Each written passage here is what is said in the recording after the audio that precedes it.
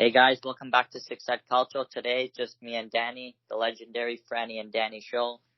Today we have a couple things to go over. We're just going to recap the Europa League games for the two Serie A teams, or one remaining Serie A team now, and the Champions League horror show from the Serie A teams, and the Sarri and Pirlo saga at Juventus with a couple of new interesting signings from Lazio and Benevento. So we're going to start going right into it with the Europa League.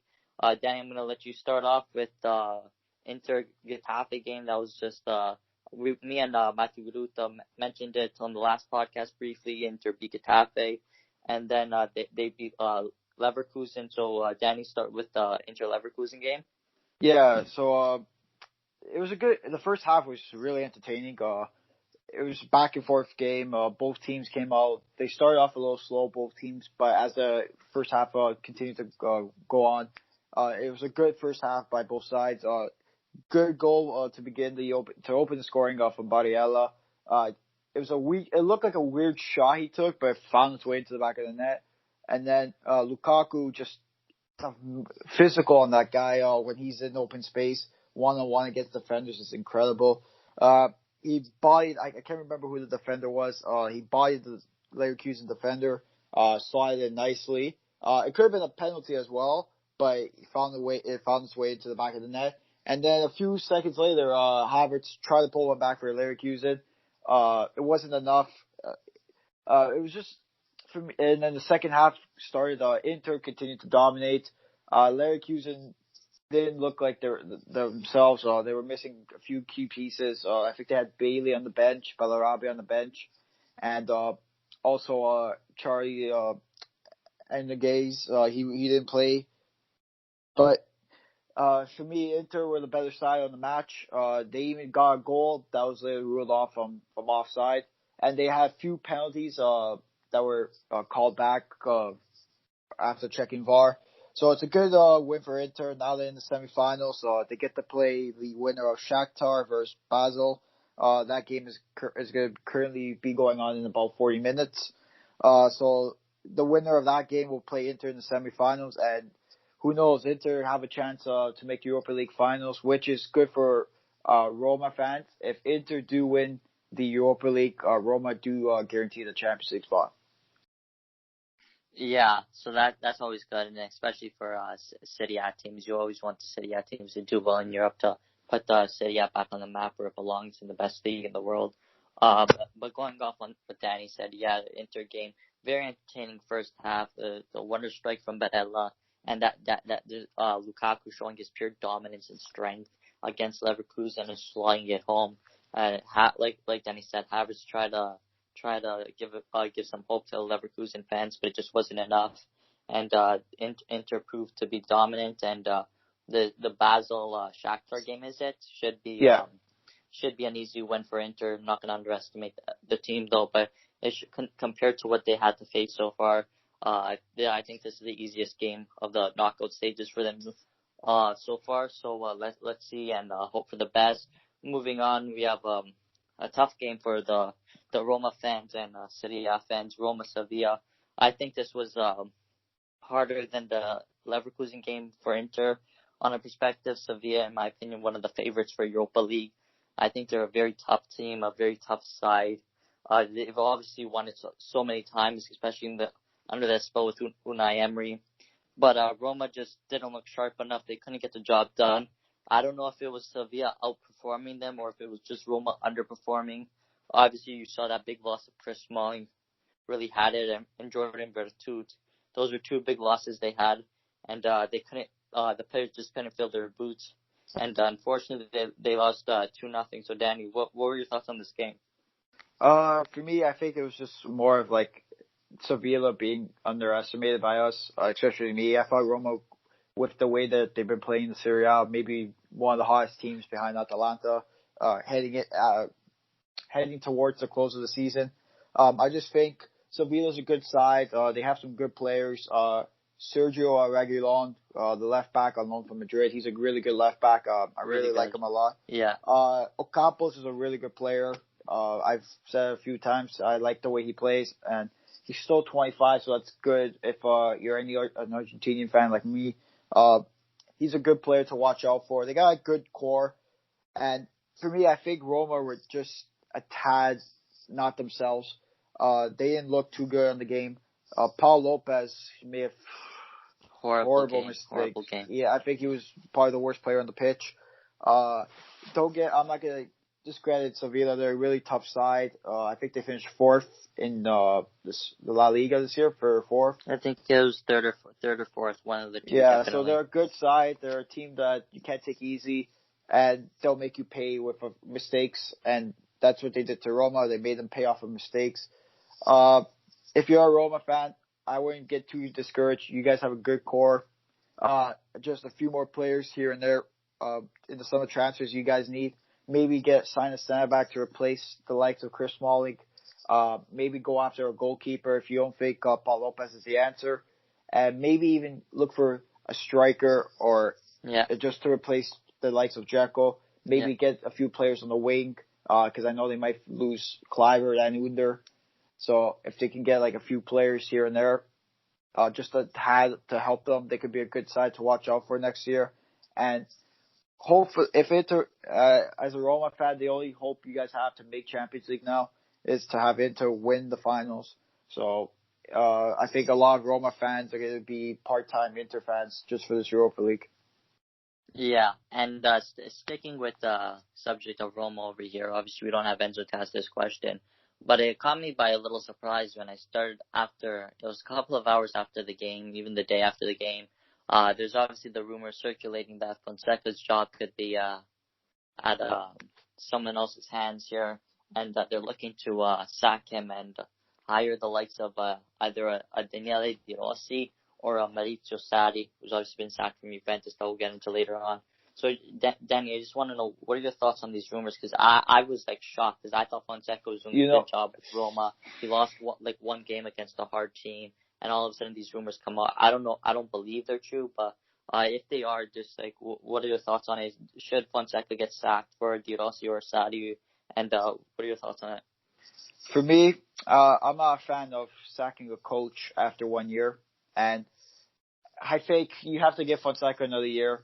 If they don't pan out at the beginning of the year, even give them till like maybe the Christmas time, even January, then sack them and hire whoever is out there.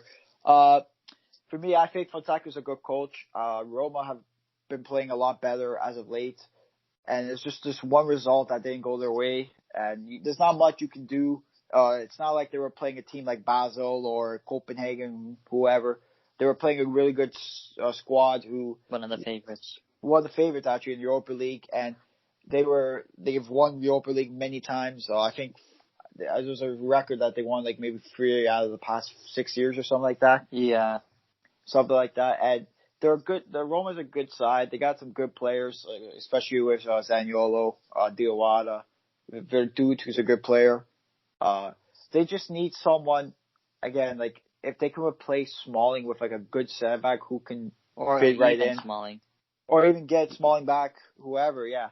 And it helps now that Freaking is taking over, and he's put a lot of money in towards the club. He's looking to sign good players. The first thing he said, he goes, one goal he has was to bring back Smalling. So right there, it's a good sign. It could be a good step forward for Roma. I think I can speak for Enzo. You cannot sack Fonseca after 1 year, and especially replace him with a guy like De Rossi, who's never coached in his life. This is going to be his first coaching job. It's going to be kind of the same situation as Pirlo, but maybe less pressure on De Rossi. And I don't think they'll go after Maurizio Sarri because just the way it's happened with Juventus and Sarri, how he got sacked. I don't think the rumors are true that they want Sarri. For me, I think maybe if they sign De Rossi, he could be probably the next youth coach under the under-19s or whoever. But I don't think he will coach the main team. And I just think Fonseca, he did a good job this season, got Roma into Europa League. And then, again, they had a lot of injuries too. So a lot of the times they didn't have a full starting 11. They lost arguably their best player last season, maybe this season, Yeah. talent-wise, and for the future, for a few months, that really hurt them. And they're one of their best players was on loan from United, so who knows if they can bring back Smalling, then you could see maybe a different Roma side next year.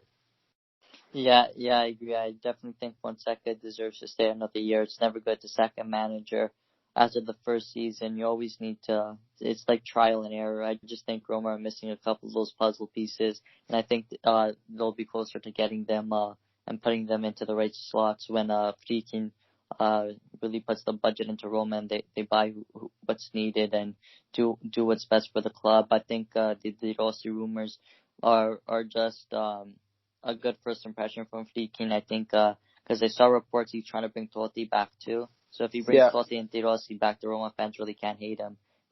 You, as a Roma fan, you'd love to see those two back at Roma, whether it might be as a coach or working in the back, whatever it may be. But moving on, obviously Inter is the only Serie A team in Europa League, and as Serie A fans, even me as a Juve fan, I really hope Inter win it.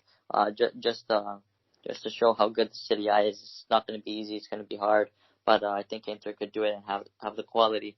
Moving on to the other European stage, the bigger European stage, the Champions League, where Serie A teams had a nightmare of a week. First off, we'll start with Napoli Barcelona, because I think that was a less harder game. Napoli went into the game 1-1 against Barcelona. They went in thinking they could win it. Everyone thinking they could pull an upset against Barcelona, and they played extremely well throughout the game. If I just saw the score and I didn't watch the game, and I would have been like, that's rough for Napoli. But the way they played it, they played so well. The first goal for Barcelona was a little controversial in my opinion. Yeah. I don't think that should have counted. He pushed it. I think it was Demme. Lenglet pushed Demme. Pushed Demme into Koulibaly, which interfered with Koulibaly to get the ball. Yeah, I don't think Koulibaly would have got the ball, but I think Demme was the biggest thing, because Demme was on Lenglet. So the fact that he pushed Demme out of his way to jump and get a clear header, I think that was what I wasn't like. Yeah, that was the foul there, but I don't know why they still counted it. But what can you do? But Napoli played extremely well. I can't say anything saying, oh, like Napoli should have done this over here, or Napoli should have done that. Because I watched the game, it was just Barcelona outclassed Napoli. Napoli have played their best game. They couldn't do anything else. So it was a really good campaign for Napoli. Unfortunately, they just got unlucky against Barca. Danny, thoughts on this game? Yeah, so I just want to give a quick shout out to Carmen and Sereno, who hosted me for the watch along. I was with them watching the game, and the first goal, we started off okay, really good actually. Napoli dominated I think for the first maybe until the Barca goal, where Mertens had a beautiful chance and he just fluffed it. I think I'm pretty sure his like shin area, and that's why he couldn't make a good connection in like the opening 2 minutes, and Napoli could have changed the game from that moment, but they missed that chance. The corner leading up to the goal, it was just a blunder by Koulibaly. He was trying switching it and ended up going up for a corner. Again, mistakes like that, okay, but it shouldn't be happening. But again, if there's a foul in the box, it should have been called. But I'm not going to argue saying, blame the refs for this game, because for me, Napoli, I didn't like the way Napoli started off their first half, whereas after they gave up that goal, it was pathetic. One of the worst efforts I've seen them play, like in a big game. I get it's Barcelona. You can't and Messi again. He is the best player in the world. I'm saying that right now. The way we defended that second goal, it was just, what were we doing? And then the penalty shot, which could be debatable as a penalty shot, in my opinion. I don't think it was a penalty shot, because Koulibaly had no intentions to kick Messi, and he didn't even see him. He was looking at his in the midfield at the play, and when he went to kick the ball, Messi's foot was there, which Messi didn't even have control of the ball. But I'm not gonna start stuff. It's whatever. It happened. I can't change whatever happened. But as the game picked up, once we got that goal from the Insigne penalty, the second half was probably one of our best halves. It was a tale of two halves for Napoli. The first half, it wasn't the strongest half we've played. especially on the defensive side, where we let Messi fall on his ass and then came back up and he scored a wonderful goal. And then the second half, we played really good. We stuck it to Barca. We could have had a few chances to put it in the back of the net. We scored a goal, but it was later ruled offside. So at least Napoli went down with a fight. It was a tough game, especially against Barcelona, who are still a quality side, even without Busquets in the mid, Vidal, a few other players that were missing. They're still a quality side. As long as Messi's standing and he's playing that game, they're always a threat to win Champions League or win the game. I'm proud of the way Napoli went down. They played with a great fight in the second half. Just wish the first half was a little bit different. Maybe didn't concede one goal, and maybe 1 or 2 goals. I would have been happier. But there's nothing we can do. Just hope for the best for next season. And just a few things we have to change up. Our ball movement is pathetic. The way we play way too slow, especially when we were trailing. I didn't like the way that we were passing it up. We were passing like we were winning. There's a few things that we got to work on for next season, and I hope to see Napoli work on that. And it's just looking forward to next season, and hopefully it's a better one than this year. Yeah, well said. Yeah, Napoli definitely did pull on a fight. And moving on to the arguably the biggest disappointment for Serie A in European competitions, one of the main favorites to win the Champions League, Juventus. Surprise exit from Champions League against Olympique Lyonnais in the round of 16. Some guy named Felix is the main reason for that. I will stand by it. I will never understand the refereeing position in UEFA Champions League.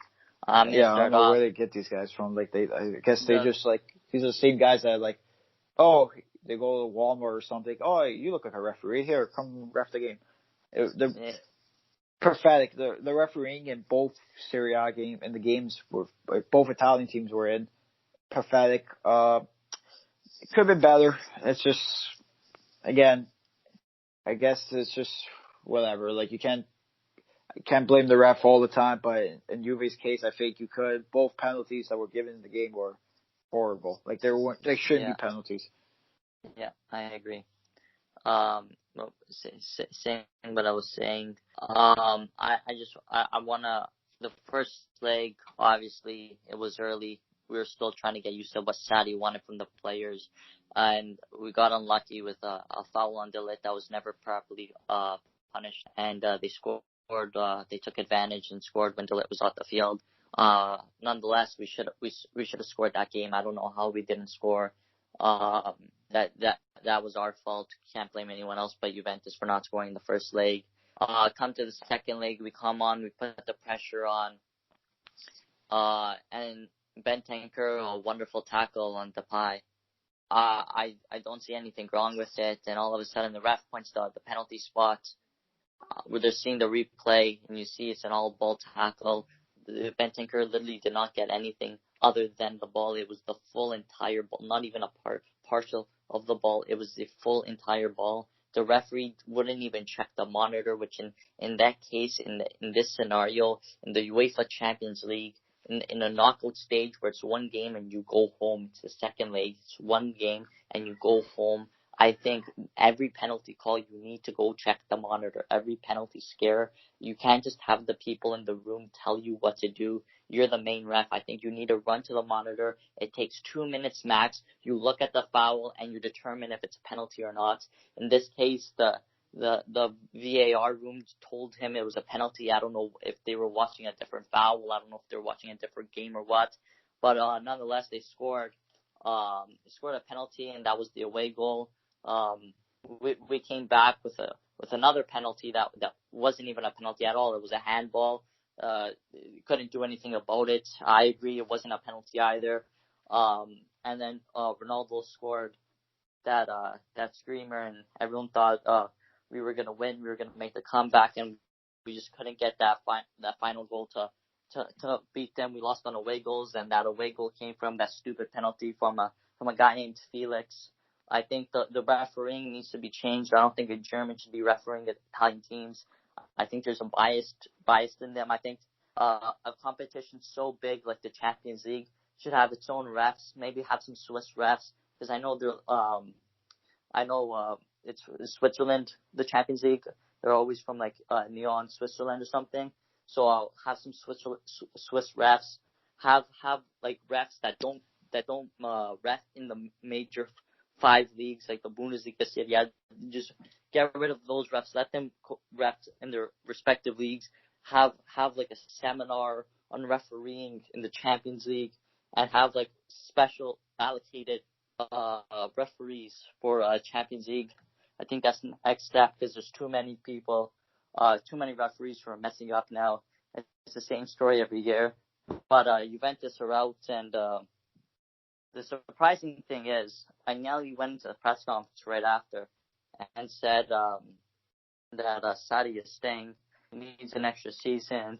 Whatever, he won the Scudetto, which was the main objective of Juventus, like it is every year.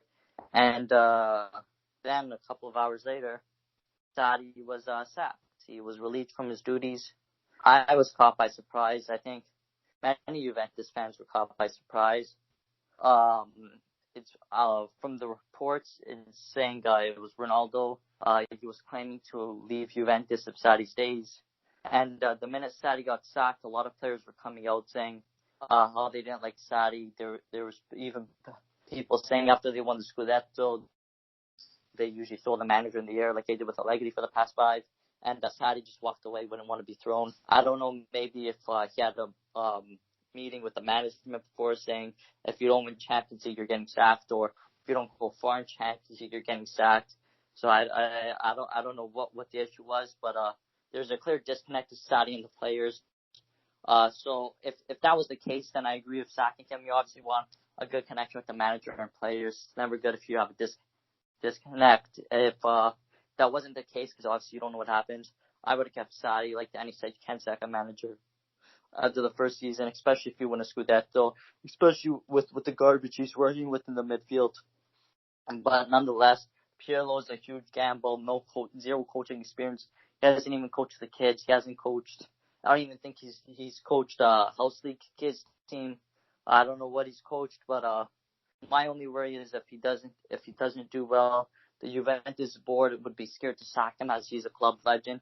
I just hope he does really well though, and hopefully he has good vision for the team and Juventus, and hopefully we could win it next year. But I feel like a Liverpool fan now, saying the same thing. Next year's our year.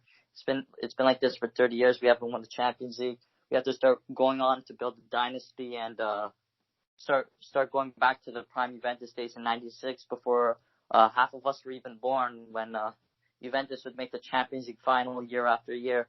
Now we're struggling to come out of the round 16 and quarterfinals. Is pathetic. But hopefully Pirlo could start new, rejuvenate the squad like he wants already. He's like a hitman over here. He called half the squad and told them he wants them out. He doesn't want them. He likes them with Matuidi, Khedira, Higuain, Bernardeschi, Rugani, I think it's on this Deschilio. All the players who are a bit on the older side, who have really unnecessarily high contracts. So that's all I'm going to say about that. I think Sarri deserved another year, but I'm happy with Pirlo. I think I'm more scared than happy. Just hopefully he does well. Club legend, you'd always love to see it. Hopefully he could humble Ronaldo. Hopefully he could humble the whole squad. And but Danny, what are your thoughts on the Juve Lyon game? Yeah, for me, I think you said it best. It was just Juve played. I think Juve were the better side on the day. I think Lyon would try to just park the bus. But once they got that cheap penalty, which in my opinion, that's never a penalty. Then they really wanted to park the bus. Then they got that lucky penalty too on Depay, which wasn't a penalty as well. There's not much Depay could have done. His arms are down. There's nothing. The only way you can stop yourself from getting a handball is if you chop your arm off. But then Ronaldo scored a nice screamer as well, which Lopez I think got a piece to it as well. I think he could have done a little better, but I'm not going to take anything away from Ronaldo's strike. And for me, I think just Juve, they need to buy players who can help Ronaldo. It looks like half the time that game they were just trying to find Ronaldo. Yeah. And Dybala wasn't there because of his ankle injury, which I think or the hamstring injury, which he suffered it playing again. So I think Juve they got unlucky with the calls and stuff, but I think this is a wake up call for them, saying that okay, we need better players, we need this, we need that, and they just need to upgrade. I think 90% of the team they need to upgrade. The only thing I think that's solid is Ronaldo, Dybala, and their defense. The rest, I think they can upgrade. Even Szczesny, I think they can upgrade. I don't think he's as good as people think he is anymore. For me, I was never impressed with him, and I was never a fan of him. So I think even that too, it could be an upgrade. They really need fullbacks. They need a midfield. Yeah. There's a lot of pieces that Juve need, and for me, I don't know about Sarri getting sacked. I'm a little both on it because I think Sarri got sacked after his first season because Juve weren't impressive, and I get it. Some people can argue it's the players around them, but even just the way his style is, it's not suiting for Juve. With Allegri, games like they were up 2-0, okay, once it's 2-0, heading into the second half, game's over. Juve are not conceding 2 goals. But under Sarri, it's, okay, Juve up 3-0. Sarri likes to go for the 4th, the 5th. And at times, Juve get caught and say the game ends 3-2, 3-1, maybe 3-3 if shit happens. And I've seen that a lot with Napoli too. When Napoli were up 2-0 and it was the closing stages, instead of just sealing the game, playing possessive and possession-wise and just doing anything you can just to seal the game, Napoli would always concede a stupid goal and we would win the games 2-1, maybe 1-1. It was just always so stupid and worrying if I was as a fan. So I think it's just more of the way Sarri's style is, and I think he lost the locker room towards the end of the season. Yeah. Thank God he won the Scudetto, because if he didn't win the Scudetto, I think he could have been canned after the Coppa Italia, in my opinion. But I think there would have been mayhem. Yeah, so I think it was just more of like maybe locker room beef going on, and just the way he was been playing. So I think I don't think Pirlo is the right coach as of right now. I could be wrong for saying that, but just seeing what his job, and he's never coached a professional team, especially with the pressure of, okay, Juve have to win. They gotta win the Scudetto. They gotta win this. They gotta win that. They gotta win Champions League. Yeah. So I think right now Pirlo is, I don't know. I don't think Pirlo is the right option to make as a head coach, but I think it could be a good stepping stone towards the plans of Juve, and maybe in the future, give it maybe 1 or 2 more years, maybe they'll be a powerhouse that can win the Champions League. Yeah, I agree. I think the only, I think in managerial choices, I think there was only two coaches that I would have accepted, one being Pirlo and one being Pochettino. I think Pochettino wanted way too much. So it was reported he wanted like 10 million a season. That's way too much for a man who hasn't even won a trophy, for his biggest accomplishment being in the Champions League final. I think with Pirlo, I wouldn't take Inzaghi. I would take Pirlo over Inzaghi every day. I think everyone's comparing him to the likes of Zidane. Zidane wasn't a manager, and he went to Madrid and done wonders. The only difference is Zidane was an assistant manager, and then he managed the youth team, I'm pretty sure, from Madrid before he was the assistant manager. So Pirlo just doesn't have that experience. But I think what Pirlo does have that's going to be a huge beneficial is he knows the pressure of Juventus already. He's not going in like a Maurizio Sarri, who hasn't coached a big team before. He knows the experience of Juventus. He's played with them. He's played on the big stages in the Champions League. He's won a Champions League with Milan. He's lost the Champions League final with Juventus. He's won multiple Coppa Italia. He's won the World Cup. He's won the Champions League with Milan. He's won on the biggest stages in the world. So when he goes in, he knows exactly the atmosphere in every game, in the big games and in the small games. He knows how to control the pitch. He knows what to do. I'm really interested in training. I think we're going to see a lot of videos of him actually training with the players instead of standing there and watching. I think he's going to be training the players to show them what he exactly wants, because he obviously one of the best midfielders in the generation, if not of all time.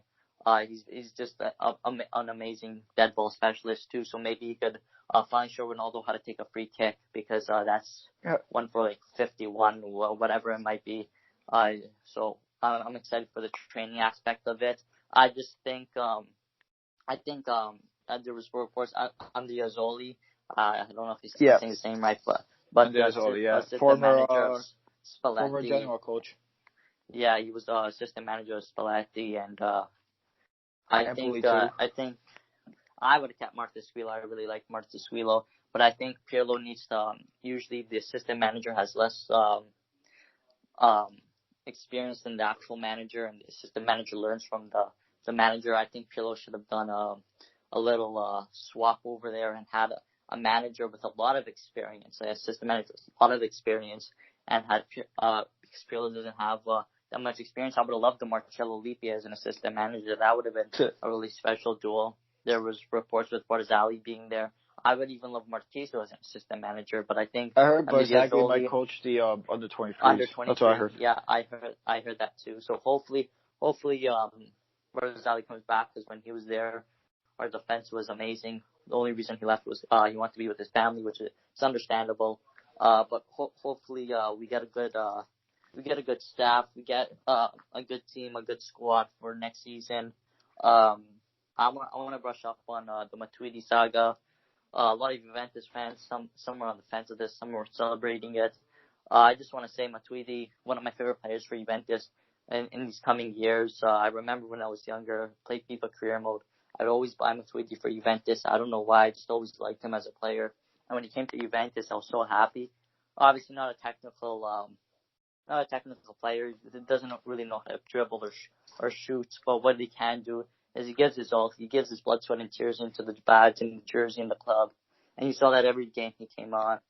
He would always run for 90 minutes. He would never get tired. A game could go on for 3 hours long, and you would see Matuidi sprinting on both ends of the field, covering Ronaldo, covering Dybala, covering whoever needed to be covered, and he would never get tired. But in that aspect, I would have loved to keep him as a bench player. I just don't think Juventus, especially with Paratici at the realm, I really don't see us replacing Matuidi sufficiently. I think the only replacement with Matuidi is either a Thomas Partey, an N'Golo Kante, even a Bakayoko. I think those are only players that come to mind that will replace the style of Blaise Matuidi. And I'm happy for him. I hope he does well in Inter Miami. I'll be sure to go to every game that comes to Toronto for Miami. I'll be sure to get the tickets to meet the players too. One of my favorite players. He gave his all on the pitch. I just don't think he should have been sold. I think he should have been the ones to keep on the bench for the rotation for the experience, because we do need that depth. And but hopefully he does well into Miami. Really hope the best for him, and that's all I have to say on the matter. Since we're saying goodbye to our players who left our team, I'd just like to say thank you, and hopefully your career, wherever you may go after, best wishes to you, to Jose Callejon. The guy was, I'm not going to compare him to Matuidi because he was better than Matuidi, just like with the ball and stuff. Just over the last couple of years, you could tell he was declining, but easily before Ancelotti came in, he was a fixture for Napoli, scored some big goals for us, got some big assists for us, made some big plays for us. And I would just love to say thank you for everything you've done, giving it all for 7 years for the blood, sweat, tears for that badge. Easily one of the fan favorites before the last few years. Now he's just a scapegoat, like everyone blames him. Even me. I would just like to apologize for that. It's just out of frustration of the team and of the fans, and for me, because I'm not patient with anything anymore. But I'd just like to, thinking back, give my thanks to Callejon. Hopefully he sees this somehow. But if he doesn't, then someone, if you know Callejon personally, just say a lot of Napoli fans, thank you for what you've done and for the impact you've had towards players. and Yeah. also coaching and fans as well. Yeah, well said, Calhoun, a true pillar of the current Napoli side, really played well every game he had, minus the last couple of years where he seemed to fall off. Or it got a little too difficult for him. Maybe it's time for a new challenge. So somewhere abroad. It's also and, his age too. I think he's 34, yeah. turning 35. So Yeah. So he fell off a bit. Obviously, the league got too maybe a lot of new rejuvenated squads too quick for him. Maybe try a league abroad. Maybe go to China or wherever. Maybe he might go wherever. back to La Liga. So who knows? Okay. He might just end his career in Spain. Maybe Valencia. That'd be good. Yeah, so wherever he may go, the best wishes, obviously. And moving on, another one, topics of goodbye. Manchester City legend David Silva. I really wanted him at Juventus free transfer. I think it was a perfect opportunity. Paratici loves his free transfers, especially of experienced older players who have a couple of years left in the gas tank, who give it all. We saw it with Pirlo, especially, who's going to be the manager too. So I think he's the face of that. But David Silva, Lazio really got a big one here. Lazio are reportedly, I'm pretty closing sure the in. deal's done now. I think it's not done. It's not done. But they Romano it's basically said, done. He says in a few days Lazio could conclude the deal, but they won't announce it until City get eliminated from Champions League due to respect for City and stuff. Okay. So, but they're basically saying the deal's done and David Silva is going to Lazio. Huge transfer for Lazio. I still believe David Silva still has it. It's phenomenal for City. Obviously, the biggest concern for me is how he's going to play in the City. And obviously, the City has a very tight and more defensive league than the Premier League. He's not going to have a lot of space to create what he wants to create and what he's going to do. But nonetheless, he's whether he does well in game or not in the locker room, he's going to have a huge presence. Obviously, Lazio lacked that winning mentality this season. That's why I feel like they fell off a bit. They lacked that edge, that winning mentality. No player on Lazio really has won before. If I'm just trying to think of the squad, no player on Lazio has really won anything major before. Seemingly the Golden Boot for Europe, but bar that, it's basically it. So David Silva's going to be in there as a leader, as a motivator, as having that mentality to win in big games, especially when he had to win against a really tough Liverpool side last season. So I think that's going to be huge. Another big one for Serie B side, Serie B, when they came in, Benevento for Glick, returning to Serie A. Huge pickup of them. Obviously, he's on the older side. He's kind of declined over the years. But for a team like Benevento... He's still 33. He's still 32, 33. That's still a good age for it. He was a little older. He's like 32, 33. For a team like Benevento, that's a huge signing. Obviously, we saw last time they were in Serie A, they had a horrible performance.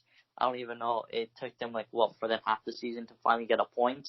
But now they're looking to make some huge signings over this window. And Glick is one of those signings, and it was a huge pickup. Veteran defender, amazing. So hopefully he does well in Serie A. Not well enough to be Juve, obviously, but hopefully he does well enough, and hopefully that's the piece that Benevento could have to their advantage to stay up in Serie A. I think they could. Season. I think they have a good squad around them, especially if the rumors are true that they want a few players from Napoli, like the likes of Lorente, Unas, Younes. I think players, they also got a few guys. Kolda, he had a good season for them. They got Insigne's brother, who's not too bad. He's not like a bad player for Serie B. A lot of times, I think a lot of these teams, you have to see how they adjust to the Serie A. I like the way the Benevento blew out the Serie B. They were, I think, maybe 19 points up against the second place team. They got a good coach, Inzaghi, Filippo Inzaghi. So it's gonna be cool to see the Inzaghi derby with Lazio and Benevento, and then the Campania derby. I think they're gonna call it the 2006 derby tournament, 2006 tournament with the likes of Inzaghi, Gattuso, Pirlo. Maybe Grosso might come back. I was hearing a few things. So it's gonna be cool to Imagine see a that. lot. It's cool seeing a lot of the The 2006 legends. squad The class coach. of Yeah, Marcello Lippi, they called him. the Lippi Derby, they're gonna call it the Lippi Yeah, tournament. And it was the just class funny of too. Lippi. It was funny too because I was watching. I was looking at the age of Buffon and Pirlo, and it's funny to see that Buffon's older. Buffon is older than Yeah. Pirlo. It's Yeah. rare you have a coach younger than the players. Yeah. And I think it's just gonna be an interesting Serie A season. Some other news you can look out for. Lazio are looking at goalkeeper Sergio Rico. I think he was on loan from PSG. Oh, wow. Okay. And also the striker from Fibonacci. I can't remember. I can't pronounce his name. I'm gonna try my best. If anyone's from Bosnia, I think Kosovo or Bosnia, one of the two. I'm pretty sure. Yeah, the player's name is Vedat Mercury from Fibonacci. Okay. Around 16 million, the striker, so maybe a potential Felipe Caicedo replacement. And also, this is just breaking news a few minutes ago, maybe 15 minutes ago. Di Matteo stated that Sergio Reguilon is open to a move to Napoli. Oh, wow. Real Madrid won at least 20 to 25 million for the left back, but De Laurentiis says he'll take him on loan for a few years with the redemption to buy. So for me, I'm just gonna go off on a little bit about this. I think it could be a potential great move for us. We need a left back badly. Since Gulam suffered his ACL injuries and he couldn't get back to full form, we need a left back. Mario Rui, he played really good this season, in my opinion, but he's not the solution. I just don't. His defensive abilities is not the greatest, and even his attacking abilities, okay. I think Sergio Reguilon will be a phenomenal pickup for us if Napoli do decide to get him. Which Chelsea and Leicester are. I'm pretty sure Chelsea and a few other teams are also interested in the left back. Hopefully Napoli can get him because right there that'll be a great pickup for us on the left side, and he could be a potential player to look out for. He's 23 years old, so right there it's a young player, and he's proved that he can score like he did against Roma, and he can defend as well. So hopefully Napoli get him, and it's just it's gonna be an interesting transfer window to see what a lot of news happen. Especially with Napoli, seeing if guys like Koulibaly will leave, Alan, Milik, a few other players too. It's just going to be interesting this transfer window, and we'll keep you guys updated when breaking news comes out. Follow our Twitter at @6@Calcio. Every time breaking news comes out, or even just news in general from reliable sources, we don't like providing fake news or news that sound fake. We make sure the sources are reliable. So just follow us on Twitter at @6@Calcio and turn on tweet notifications to get updated every time our tweets go up. Yeah, well said. And just piggybacking on what you said, I think Reguilon's going to be fantastic for Napoli. I just think the only reason De Laurentiis wants to loan him out and then buy is because I just think 20 to 25 million is a lot for Napoli, and I think he's waiting to sell the likes of what you said, Koulibaly and Alan. Whoever's on the market for Napoli, I think he's waiting to sell before he buys. So I think if you guys could get him on loan, I think that would be really good. I just don't think Madrid are going to send him on loan again unless they really do see value in him and get a buyback option on him. Yeah, But, and I think that's what they might do. Say Napoli won 20 to 25 million. Say if they won 20 to 25 million, I think Napoli's more in this case because we've done that with Politano. We've done that with Meret. We've a lot in the past. We're a side that does that a lot. We'll buy a player. We'll get players for say 2-year loans, and if we know they're going to be part of our plan in our future, we'll buy them immediately. So that's what Napoli does a lot, and I think that's one thing that's one option you could look out for as well for Reguilon, which I think will be a good pickup for us. Just the way he played in the La Liga and then also in the Europa League, I think if he can have a kind of like a Tio Hernandez effect, I think it'll be a really good pickup for us. I think he's better defensively than Tio Hernandez, but we'll see what goes on. Yeah, I just think from what I've watched of him, obviously I haven't watched every game of him. But from the small glimpses of games I've watched of him this season, I think his defensive ability is a little shaky. Definitely better than Theo Hernandez in my opinion. Just a little shaky. He likes to left mid a lot. He likes to run up that flank attacking wise a lot, and which is good. You want that in a fullback, especially if that's going to be your style of play. So on that aspect, he's really good on just coming back on defense and marking his man. It's a little bit questionable, but he gets the job done. He does the standards of what's needed of him, and nonetheless, I think it's going to be a good signing for Napoli. Now, moving on here, we got a big game that I think a lot of Serie A fans have been waiting to hear. Maybe thinking if we forgot about this, getting so strung up by the transfers and whatnot. But tomorrow, as time of recording, we're recording this on the Tuesday. Time of recording, Atalanta, the only team in Champions League for Serie A representatives, is facing Paris Saint-Germain. I'm just going to start off on a little rebuttal on what Atalanta need to do. I think Atalanta are very, very underrated. Every media outlet are saying PSG are going to walk through Atalanta. Atalanta's not good enough, or whatever it might be. Atalanta constantly having to prove the haters and doubters wrong because no one wants to Serie A. They're all against it.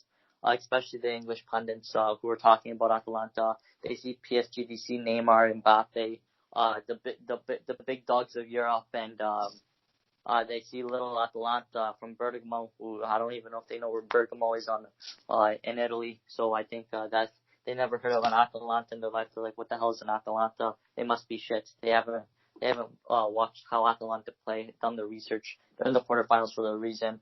Only a Serie A team in the Champions League. So good for them. I think for PSG's sake, I think that they're missing a lot of key players. I don't know if Verratti's 100% out, but I know Verratti was questionable. Di Maria, Mbappe, missing. I think most of those guys are. Yeah, Di Maria. I think Di Maria. Mbappe, I know Mbappe's out for sure, and I know Di Maria, Verratti, Mbappe, someone else too. I think Kurzawa. They're all doubtful for the match. Yeah, so those are big losses for PSG. But Atalanta also have some huge losses as well with Juricic and Golini. Yeah, Golini's out too. Wow. Yeah, he suffered I think it was a knee injury. Oh wow, I didn't even know that. So who's going to be there for him? Sportiello? I think Sportiello. Sportiello's a legend. I met him in real life when he was playing for Frosinone at the time. Quality guy, really nice guy. Really hope he does well against the big dogs in Champions League. PSG, obviously, they're arguably one of the favorites right now. Obviously, they have an easier bracket. Not interested Atalanta, but they do have an easier bracket compared to the left side of the bracket with Bayern, Barcelona, Manchester City, and could have been Juventus, but it's Olympique Lyonnais, but a really hard bracket on that side. But PSG, their hardest team, according to the media, is Atletico Madrid, but underestimating Atalanta. I think Atalanta could pull this off. Papu Gomez has been superb so far this entire season, and especially in this Champions League campaign. Zapata really needs to pull up big here, really show the world who he is. I think he's been showing a lot of haters wrong in these past couple of years, and he's still under the radar for some reason on the big teams. No one's really looking at him as a good pickup. So I think that'll change after this summer.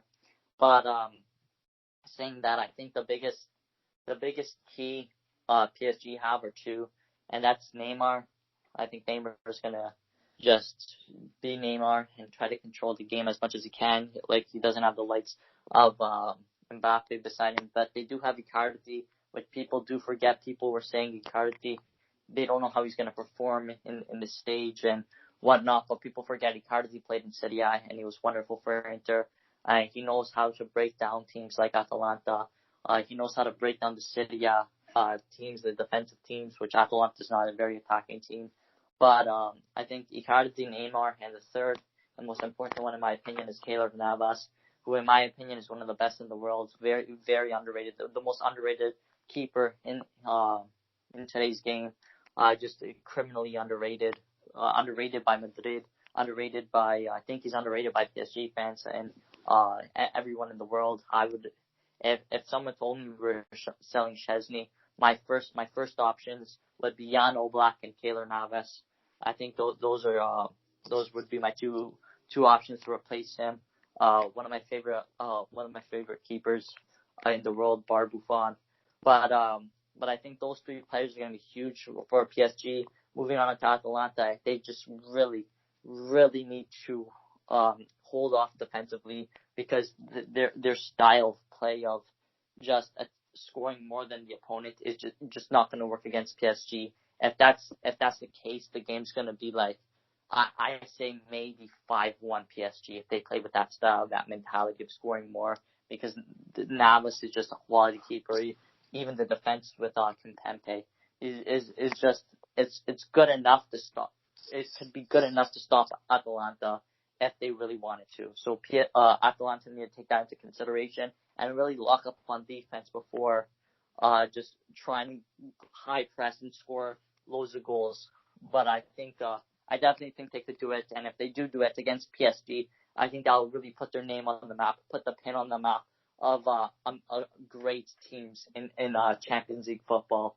So, Danny, what are your thoughts on this game, and what do Atalanta need to do to come away with a win? I think, again, they just gotta, the way you gotta play against PSG, I remember with Napoli, they just went toe-to-toe with them. And yeah, at least Napoli, they have the attack.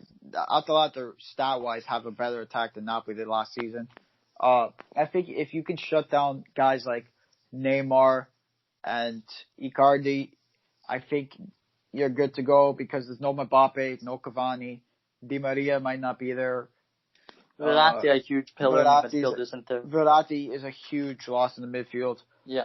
I think Atalanta can hold their own, and I think they can beat PSG. I think Papu Gomez needs to have a big game. Zapata needs to have a big game. Yeah. Muriel needs to have a big game whatever role he's playing. I think Molinowski every player on Atalanta needs to be perfect, especially the defense and Sportiello. Especially with the defense shots. I'm not too sure if Golini's actually missing the game. I'm pretty sure he suffered a really bad injury, so he might miss the game. We'll find out tomorrow if he's going to miss whoever's in net needs to have a big game along with the defense. I'm going to lean more to, I think Sportiello is the goalie. We could be wrong. It could be another guy. So hopefully, I'm hoping Atalanta win it against PSG. I got no problems with Atalanta. They weren't the biggest side for Serie A until a few years ago, when Gasperini took over. And I feel like Atalanta could cause maybe the potential upset of the Champions League. And hopefully they do it. But if they go out to PSG, there's nothing to be ashamed of. They got Champions League. They finished second. They went toe-to-toe with PSG. And they made it pretty far in Champions League. They made it further than Napoli, made it further than Juventus, made it further than Real Madrid, if you want to throw that out. Made it further than the team that actually won Champions League last year, Liverpool. Yeah. They've definitely done extremely well. They've done really well for themselves. They continue their form and show. Yeah, there's nothing to be ashamed of. There's nothing to be ashamed of for if you're an Atalanta fan.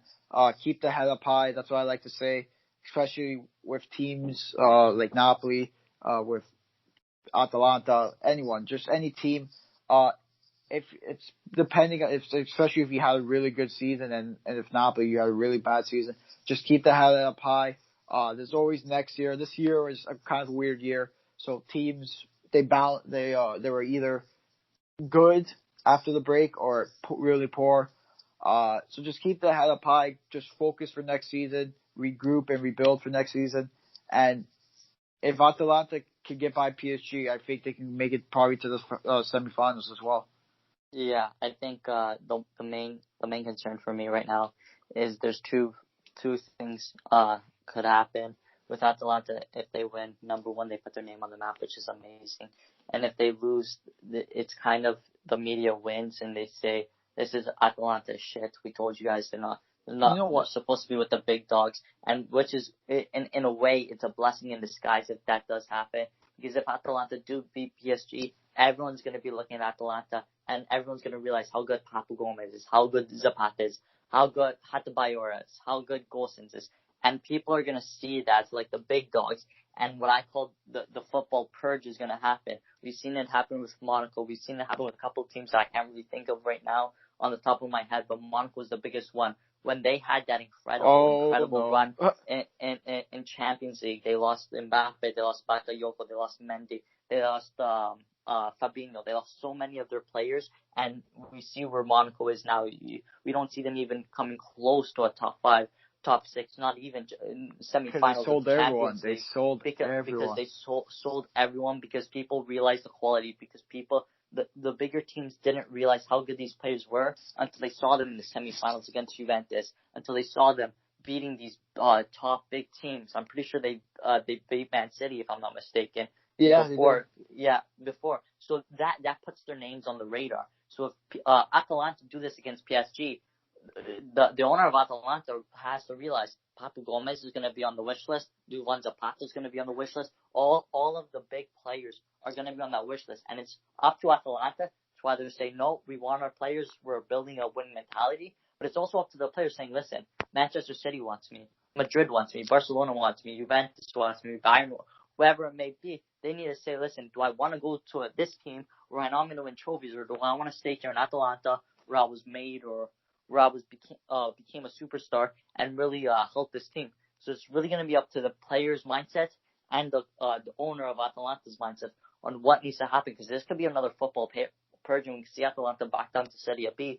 But we'll see what happens. Hopefully Atalanta win for the better of Serie A and to show, and hopefully the purge doesn't happen to Atalanta. Yeah, and speaking of Mbappe, he is training with PSG, so he may be available for tomorrow.